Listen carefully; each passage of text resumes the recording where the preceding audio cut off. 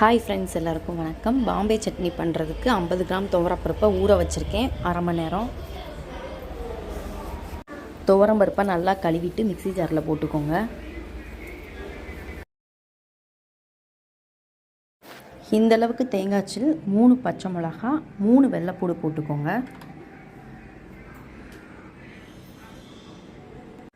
அரை ஸ்பூன் அளவுக்கு சீரகம் போட்டுக்கோங்க. தேவையான அளவுக்கு உப்பு போட்டுட்டு தண்ணி ஊற்றி அரைச்சிக்கோங்க. ரொம்ப நைஸாக அரைக்கக்கூடாது, கொஞ்சம் கொரகொரப்பாக அரைச்சிக்கோங்க. இந்த மாதிரி அரைச்சிக்கோங்க. ஒரு ஸ்பூன் எண்ணெய் ஊற்றிக்கோங்க. ஒரு ஸ்பூன் கடுகு போட்டுக்கோங்க. 10 சின்ன வெங்காயம் கொஞ்சோண்டு கருவேப்பிலை போட்டு வதக்கிக்கோங்க.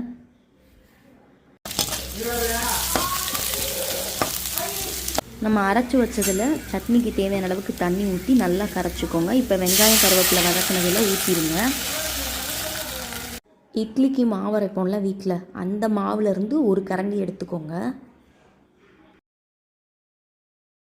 இந்த கரண்டியில் ஒரு கரண்டி எடுத்து போட்டுக்கோங்க.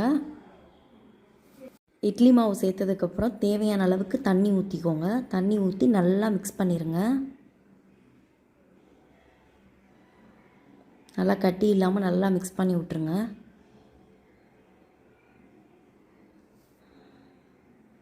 பத்து நிமிஷம் கொதிக்க வச்சா போதும். பாம்பே சட்னி ரெடி ஆயிடுச்சு. கரெக்டாக 10 நிமிஷம் கொதிச்சா போதும். ரொம்ப கொதிச்சிட்டா கெட்டியாயிரும், டேஸ்ட்டாக இருக்காது. தொட்டு சாப்பிடும் போது இந்த அளவுக்கு தண்ணியாக இருந்தால் தான் பாம்பே சட்னி நல்லாயிருக்கும். இப்போ சூப்பராக ரெடி ஆயிடுச்சு. இட்லிக்கு தான் சூப்பராக இருக்கும். கண்டிப்பாக ட்ரை பண்ணி பாருங்கள்.